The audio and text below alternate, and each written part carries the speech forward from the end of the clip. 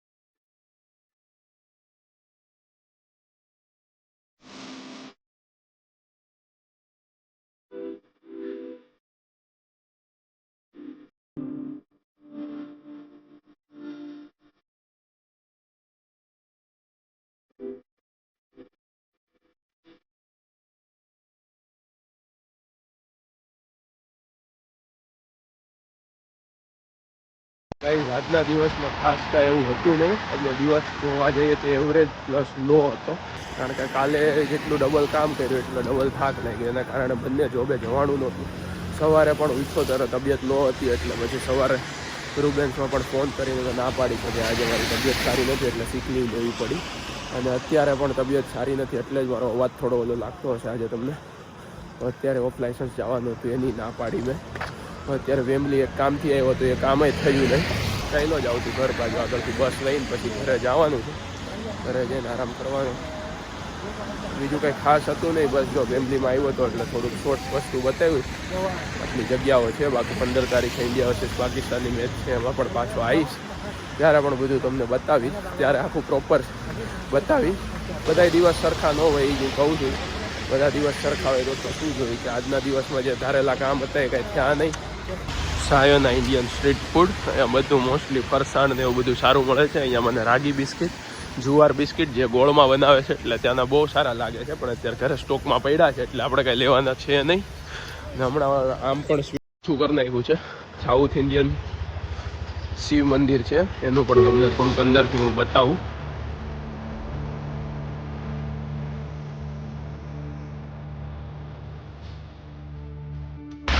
Guys મંદિરનું દર્શન કરીને બહાર આવી ગયો. જેટલી પણ દિવસની બધી કમ્પ્લેન હતી ભગવાનને કરી દીધી છે, કારણ કે અહીંયા એબ્રોડમાં મોસ્ટલી એકલા રહેતા હોય બધા, એટલે ઘરે જઈને કોઈ સાંભળવાવાળું હોય નહીં. બધા પોતપોતાની રીતે જોબમાં ફ્રેન્ડ સાથે રહેતા હોય તો ભગવાન જ એક હોય કે એની આગળ તમે બેસીને બધું તમારી ભડાશ કે બધી તમારી કમ્પ્લેન છે, જે તમારે વિનંતી કરવી હોય બધી કરી શકો. રસ્તામાં શિવજીનું મંદિર આવ્યું હતું.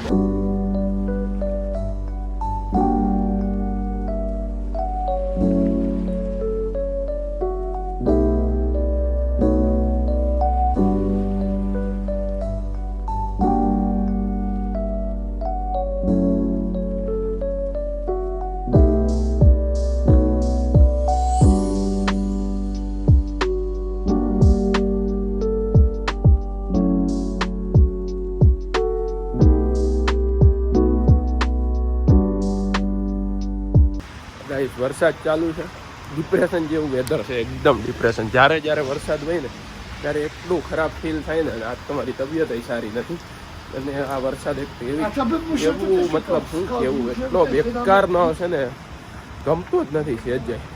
ઝીણો આવ્યા જ રાખે અને એને ઘરની બહાર નીકળવાનું મન ન થાય, એમ થાય કે આખો દિવસ ઉતા રહી. આજ તો સારું બરોબર હતું, જો કે તબિયત ખરાબ હતી ને વરસાદ પણ તોય જેટલો ટાઈમ માટે બહાર ગયો ને એટલા ટાઈમ આમ મગજ આમ એકદમ ખરાબ થઈ ગયેલું હોય ને, કાંઈ કરવાની જ ઈચ્છા ન થાય. ખરેખર લંડનનું વેધર એટલું ડિપ્રેશન વાળું છે ને, સમજાતું જ નથી. होनहार लड़कों के जरिए से ना भगवान संदेश भी देता है। संदेश ये है कि संघर्ष ही जीवन का कहना है। हर रोज कोई ना कोई चुनौती आए और हर रोज जीवन कहेगा कि जलाने से तो जलना सीख ले पहले, जलाने से तो जलना सीख ले पहले, तमन्ना फूल बन के फिर खिलेगी तेरी, तू मिट्टी में ही गलना सीख ले पहले.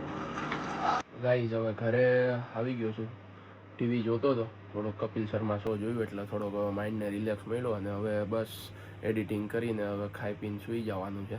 તો મળીએ હવે કાલના વ્લોગમાં. ગુડ નાઇટ, જય શ્રી કૃષ્ણ.